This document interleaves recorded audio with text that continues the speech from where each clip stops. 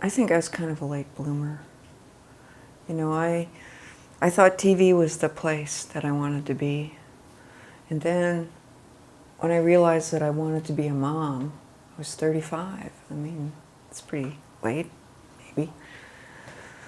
And then being a mom was the thing I wanted to do. I mean, full time. I mean, I wanted to be there. So it wasn't until I was 40, I think, that I said, whoa, there's a bigger world out there that I want to be engaged with. And that was, you know, the American Red Cross was getting my feet wet in international work. Happened to also coincide with the Rwanda genocide and crazy stuff going on in Central Asia. And I learned a lot and knew that I wanted to go in that direction, but I couldn't.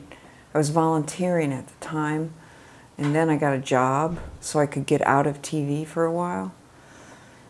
But then the job ended and I had to go back to TV for my money gig. TV always disappointed me after that because I thought it could be so interesting. We used to do local documentaries, you know, what's going on in the community. And then it became, all we were doing is copying, dubbing off trivia and freakish incidents from other places. And I didn't think that was sufficient for the audience in Washington, certainly. And got tired of, you know, not paying attention, nobody paying attention to the bigger world, where really terrible things were happening that we should have known about and done something about more definitively. The genocide in Rwanda being one of them. And so my first trip to Africa sort of sealed my fate, I think. That was to Rwanda. And it was about 3 years after the genocide. And I didn't find one person who hadn't been in terrible grief about somebody they'd lost, or a lot of people they'd lost during that time. And knew that I was still looking, still sort of figuring out how do I fit into this scenario here of people who are actually engaged in solving some of these complex emergencies. I didn't know where I fit. And then, you know, was doing my day job and getting more and more frustrated and getting in people's faces, and I knew the end was near. You know, I was going to get fired before I was ready to quit if I didn't shut my mouth about, well, we're not covering this and blah blah. So finally, I ran into Suleiman Jiddo, who is a Darfuri, who had Darfur Peace and Development Organization. It was just a baby. This is 2005, I think. And he said, you know, I liked what they were doing, especially, I thought, Darfuris working in Darfur, yeah, hello. They know what's going on. We should follow them, follow their lead, because they know the culture, they know how to get things done. That's why when I met him, I knew right away that I'd found somebody I'd be working with. I think he knew it too. And then he's, you know, I said, what do you need? And he said, we need somebody to write proposals. And I said, I can do that. And I wrote a proposal for a grant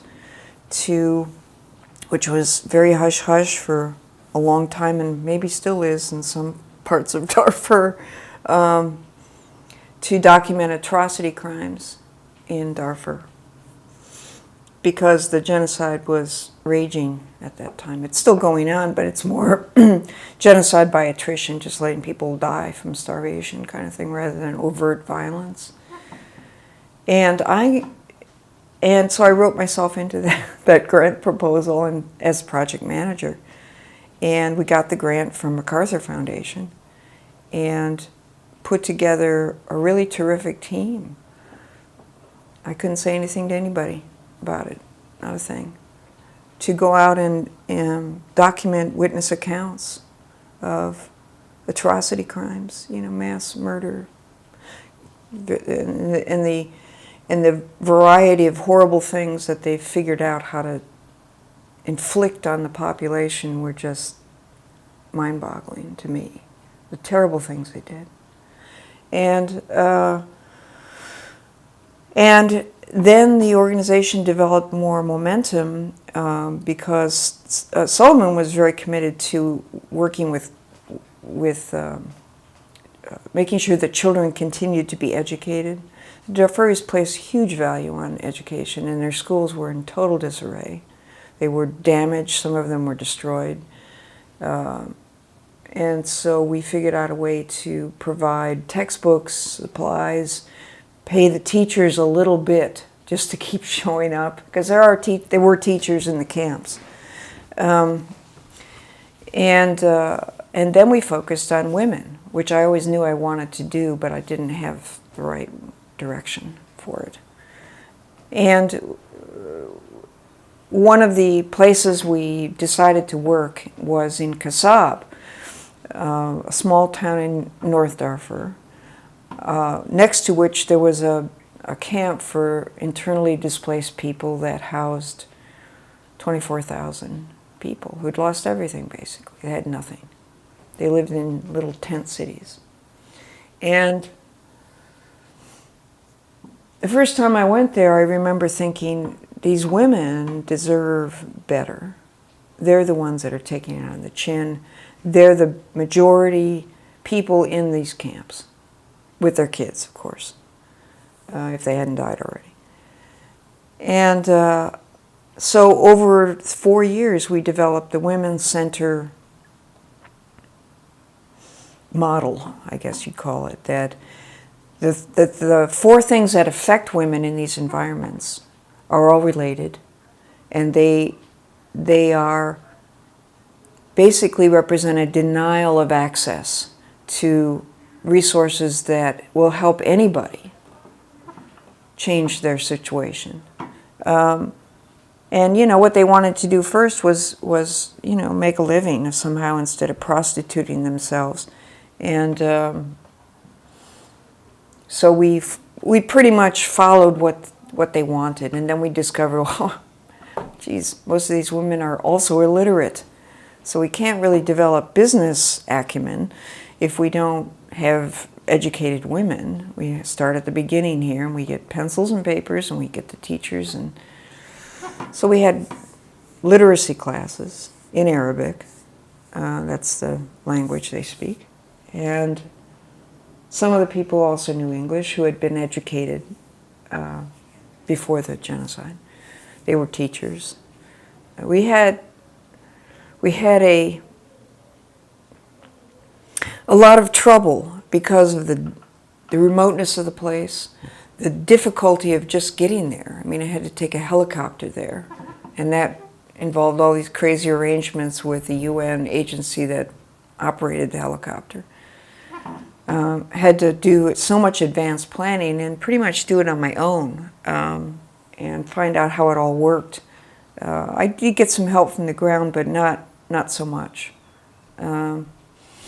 But I was in the unique position of being able to travel around pretty much unmolested in a place where not many people got to go over the period of time that I got to go there. And maybe it was better sometimes I didn't really understand the danger. I remember that party once after I came back from one of the trips. And Solomon was there, and we were talking about the trip, and he said, well, I didn't really tell her how dangerous it was. And it was fascinating, though. I mean, we encountered a lot of armed men, but none of them menaced us. And as a matter of fact, they shadowed us to where we were going so that we would be safe from any marauding. There were so many militia, different militia. There were the rebels, there were the Chadian rebels, there were the Sudanese army, there were just, you know, and they all wore different uniforms and they mixed and matched kind of thing. And you sort of never really tell who was who. So, you know, I got to see things that I felt uniquely privileged. And then I knew that I was on my path. I knew that these opportunities did not come along unless you pursued them and you embraced them when they deposited themselves on your doorstep. Well, none of these trips were easy. Getting permission to get in there was always hard. Sometimes at the beginning it took months.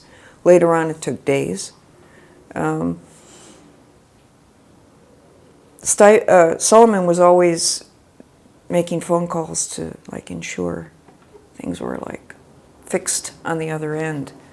Who was going to pick me up? Where were things going to be staged? The first women's center there was pretty. It was a field, basically surrounded by these acacia branches that they use. You can't get through those things unless you want to die. They're so prickly and dense. So there's no way over, under, around. They're great security, perimeter security. And the place itself is just like a little weedy field, and we put up 2 tents for the women to work making their baskets and have a classroom.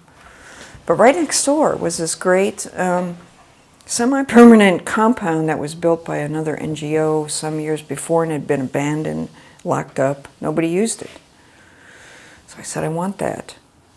How do we arrange this? And I had thought that it had been arranged while I was away and then came back, but it hadn't been. By one of my staff, I thought, oh, he's going to take care of it, you know, get signatures and we can use this space. Well, it hadn't been done. And so I got there, and then down came all the people who wanted to have that place that had been empty, unused, degrading because the sun is so hot. And we had this lengthy meeting in 120-degree heat, fortunately, under a covering, with the sheikhs and the sheikhas and all the various people who wanted a piece of that baby. And it went on, and Huda was my translator at the time, and she was doing her best to keep up, and finally she said, you know, they're just like going on about this and that. I was exhausted from the heat. I got up and I found a hiding place, what I thought was a hiding place, and just wept. I said, this is never going to work. This isn't going to work. And finally I thought, okay, well, let's do an end around here. I found 2 pieces of paper and carbon paper, because there's no copy machines. And I went there and I said, Huda, I want you to explain to them that DPDO will manage this center with all of their agreement, or we won't be here at all. That's the story. So let's get this on paper. This center is to be managed for whatever period of time you want to say. And I went away and came back a little way, and it was signed by everybody who was there. And I thought, yes. I have a picture of me holding this document. It was like wrestling a tiger, you know. And after that, the center, we sort of remodeled it. We put new walls up. They're really mats. We did a lot with it. And the women planted things there so they could come and harvest. I was real pleased with that. And so the center kept developing, and over 4 or 5 trips that I went there, I kept bringing new things that they needed. Then the last time I was there, I didn't know it was the last time. I probably couldn't get back in now. But I went to all I gathered the staff and I said, you know, we've built this thing here. This is important for the women. A lot of women come here. Now, one day, inshallah, you'll go home. What does this mean? And my favorite jokester of the group, Fatia, she looked at me like I'd gone stupid. And she said, well, we'll build women's centers. Like, what? And I thought, oh, they got it. It's theirs. Oh, right. And, you know, to me that was like the quintessential moment where I said, that's it. That's what I do. I create women's centers for women in these kinds of situations who are deprived of the resources that they need to build their lives. And they can do it, but they can't do it on nothing. And so it took another year to build, to open, do all the paperwork and nonprofit stuff and all that, to establish women's centers international.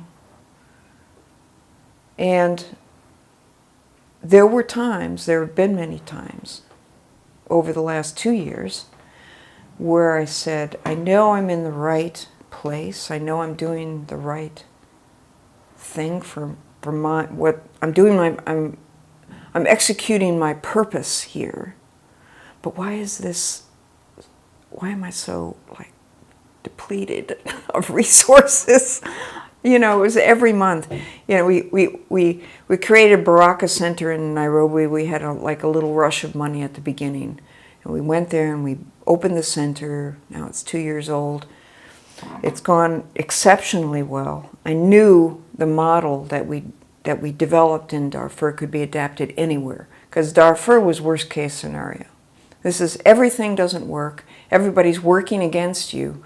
What can you do in that environment? So everything else after that is like, you know, how hard can it be, you know?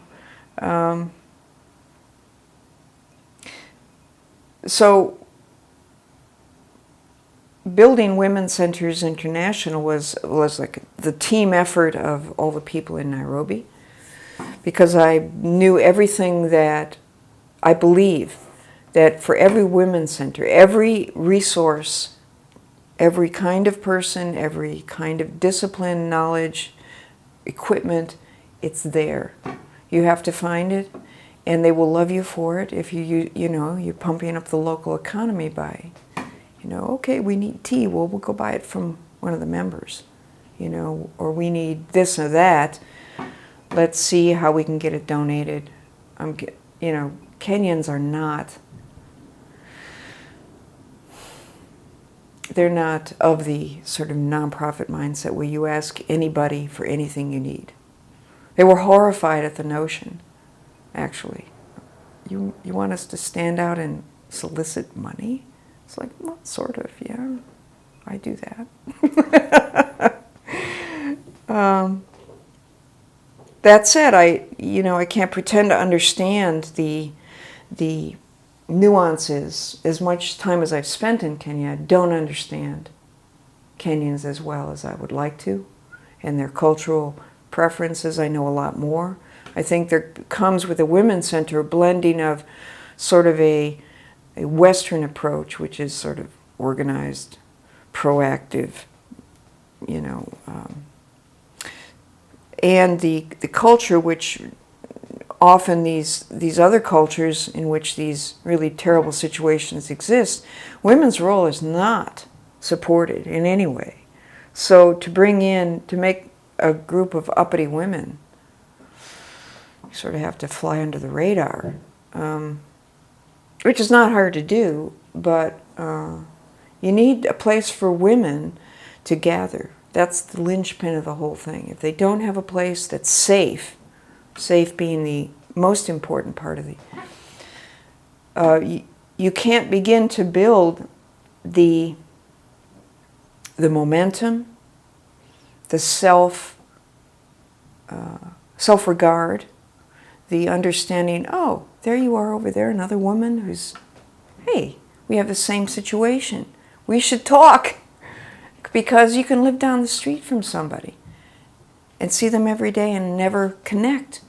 And, you know, your best friend, they could be your best friend. That's what these women are discovering at the center, is they didn't know each other, even if they came from the same slum. And then, you know, the biggest problem for working with groups of women is there's a phenomenon, I think with any group, but certainly I've seen it with women, is you put a bunch of women together and there's all this jostling and positioning. It's like they want to be the star, you know, be the one who's paid attention to, especially people who aren't used to being paid attention to. And so little cliques form, and people, rumors spread. Oh my God, rumors spread. The first year was all about dealing with rumors, competition, all the dark side of women. All that came up. The sense of entitlement, like I've been poor all my life, poor me. It's like, it ain't gonna wash with me. You know, I'll bring you tools. I'll show you how to use them, but I ain't doing your work for you. That's on you. And it wouldn't do you any good either. Because then you'd be on crutches basically the rest of your life if I did it for you. You have to do it. Here's all the tools, here's all the knowledge. And there's some ladies here who could actually help you too. And so they have helped one another. They've formed groups. They've, you know, changed their businesses. They've discovered things about domestic abuse that the culture thinks, whoa, gee, it's okay if men beat up their wives because they're not behaving properly. Well, not really. And in a lot of places in the world that's true, but you know what? You actually have rights as a human being to be safe from abuse. And you don't deserve to be raped, and you don't deserve to have no services when that happens. So you're drifting alone with your trauma. I know from working with rape victims, and you probably do too, that you can't do that alone. You need somebody to walk you down that path that says it wasn't your fault. You are a good person. You haven't lost value. You're a good woman. So let's keep moving, you know, here. It's happened, you know, on a, and you look at it on the scale of the last millennium of human history, it's the modus operandi of human civilization. Women get raped. They get raped during war. They get raped walking down the street. The position of women on the planet has always been one of servitude. Always. We've learned to be deferential. We've learned to be accommodating. And I would say that it's hardwired, but I think it's that we've just learned it over so many generations that it's hard to shake it off and say, well, no, actually, I don't like that, and I won't put up with that, and I'm going to change this, and I'm in your face about it, and get used to it. You know, that kind of, and then you're a bitch, generally. But that's changing too, is you can be an assertive woman, and the thing that pains me the most, and I see it to some extent at Baraka, is the failure of women to step up when a woman leader emerges and support her and say, yes, go fight. We'll be your back. You know, we'll push you when you get tired. We'll help you. You know, they tear down their emerging leaders. And what is wrong with you? You need these kind of women who are in people's faces, who know how to work back channels, who know how to get what's needed for this place that you call your center. Give her the support she needs, and she will rip through the resources available. She'll find what you need, and you know what? You can learn from her to be the same kind of leader in your community. Watch her. You know, watch what she does. And so, you know, to me, the bigger picture is that I don't want to start like a gender war. It's already been in progress for 2 millennia at least, and I don't want to sideline men, because I do believe there's a lot of good men who understand the value of women, who respect women, who give them room to expand and to be their powerful selves. But there's too many that don't, and there's too many cultural environments in which women are continually held down. They don't get educated. They don't get outside in some cultures. They can't vote, they can't drive, they can't do this, they can't do that. And we take a lot of these things for granted here. But, our rights are only, 100 years old? We had to fight for those too in this country. There's a long way to go, and I think that the Women's Center is a way to create forward movement. You have women, I see women's centers in every damn ghetto and slum and refugee camp. I want them everywhere that women are denied what they need. And I know the talent is there. Here's the model. I'm an open source person. I'll show you how to do it. I'll tell you how to do it. It's all about execution. You can have a great idea, but if you don't have the right team together, ain't gonna happen. So sharing knowledge and mentoring are the two important things that I want to do.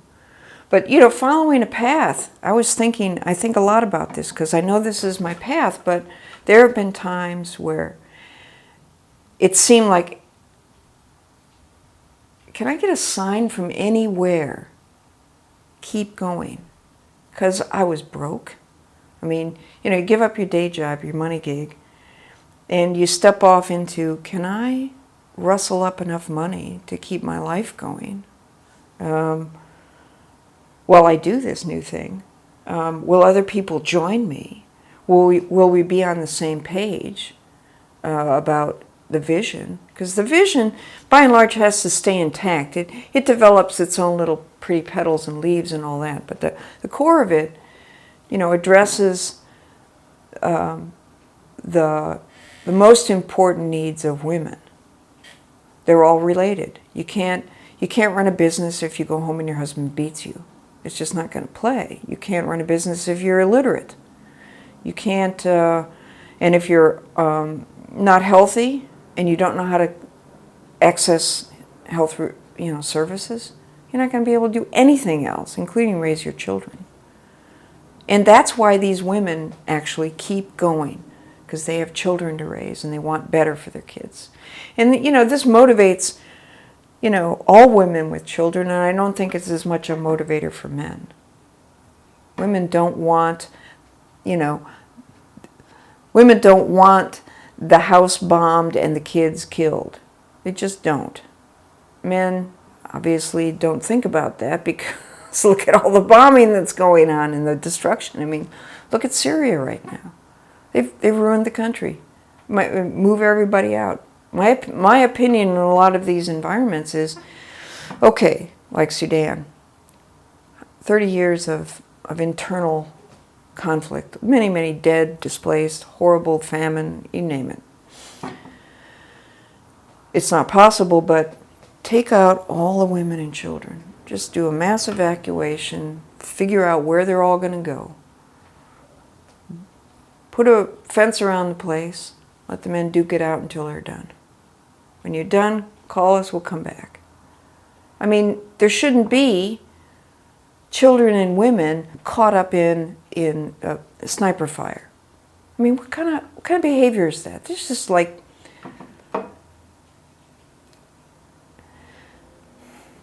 I think that what women are going to be bringing increasingly to the human condition is as a moderating sense. Like, you know what? I don't think that we need to go out and launch missiles today.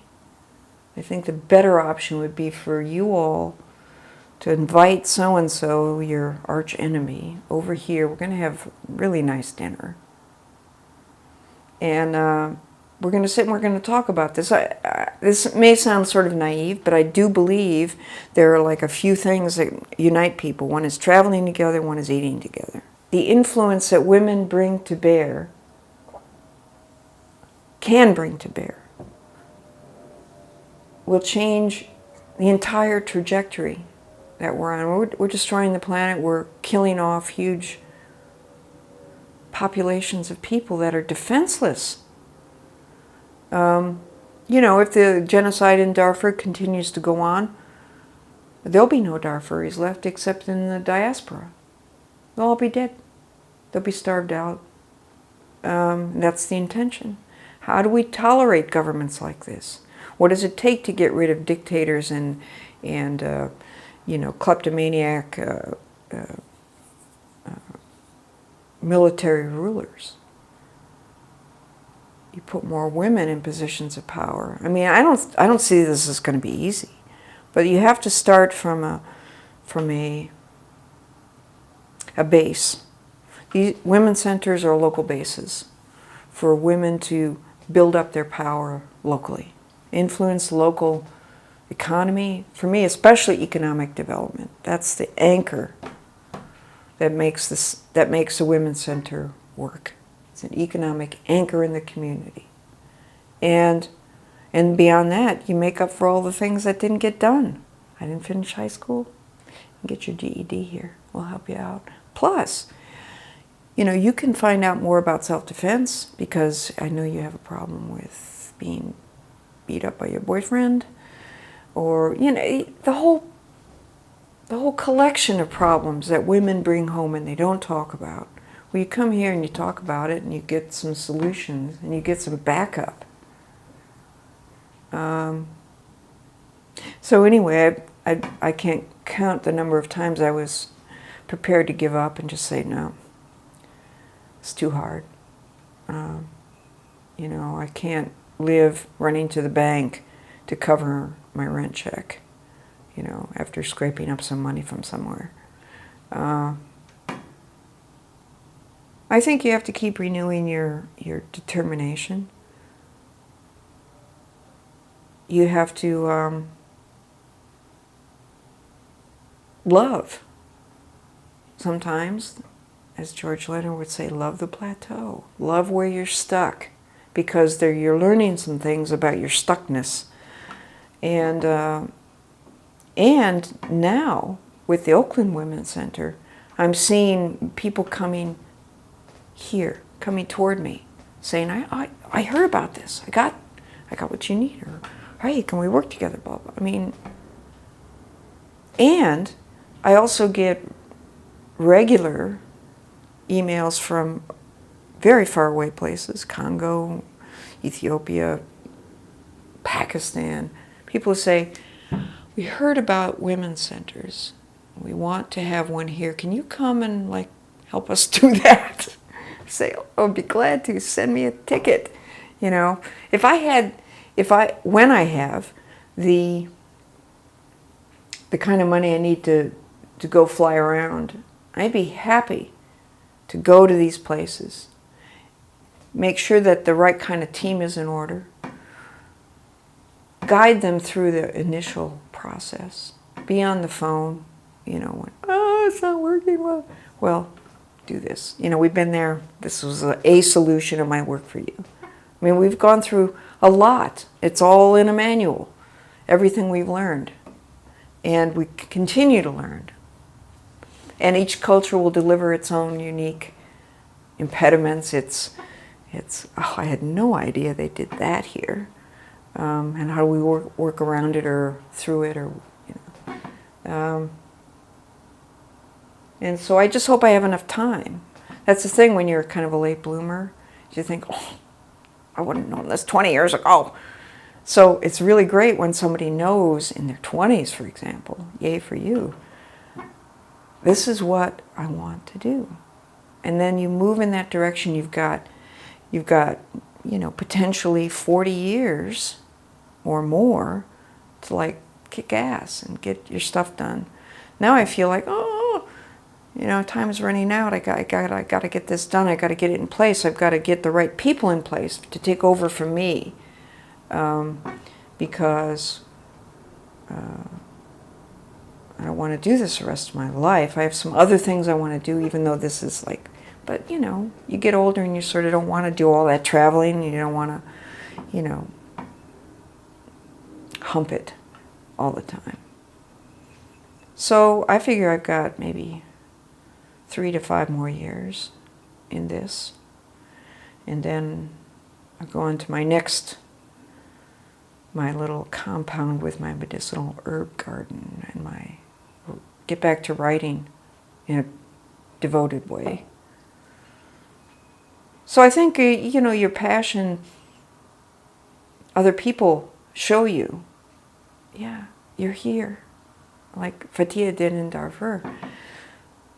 But it takes a lot of internal conversation to say, yeah, I'm still in this. Let me look at it again. Yeah, still what I want to do. And it unfolds in ways that you can't anticipate. People come into your life that you would never have known if it had not been because they said, oh, what's she doing over there? Okay, well, I'm going to call her up. And they come into your life and they bring you things. And you bring them things. And that's how the network develops to build the thing that you care about. You have to trust that. The universe is paying attention. The failures are good because they tell you not that way. And the successes are great because then you go, oh, geez, that paid off. Because I worked my butt off for that. Yeah, so following your path is certainly nothing like, oh, yes, okay, we just march ahead here. No, it's like regular rededication to the thing that you know you're here for. And the best thing you can do is know that sooner rather than later. Because you don't know how much time you've got to fulfill your purpose there. You know, and every day, I mean, I'm always calling people to ask for advice. I believe in every element of the 5 keys because, and they work all together. You can't like just pretend that practice will get me everywhere. I practice every day because I'm at my desk and I'm doing the work. But I have to call people and say, I don't know how to do this. Tell me how to do it. Will you tell me how to do it? And then do things that scare me. I think, well, sure, I'll call that person up and I'll ask them for money. And they can just say no and I won't be any skin off my teeth. So all those play together and you balance the what you need as you go. But I do believe that once you find your passion, you must obey. You must obey. Otherwise, you've probably missed your chance, in this life at least, of full blossoming. That brings you into your full power, and it brings everybody around you into that place of, yeah, we're doing this. This is good. We're here, we're doing something worthwhile, it's something important. You've got to do something important with your life.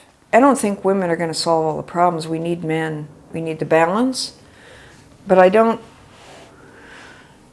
the balance has been so out of whack for so long that we need to like almost tip to a more feminine approach to almost everything. It's like, no, we don't. We're actually going to stop production of military weapons. We're going to ban the use of certain kinds of weapons forever. We're going to do different kinds of diplomacy that involve women. Because, you know, these conferences are always men. You know, peace talks. Do you see a woman? Not usually. Women have a different idea about how to preserve neighborhood security. I think that the influence of women's creativity will change pretty much politics, diplomacy, and military activity. But I don't know how yet. It'll happen in some amazing way.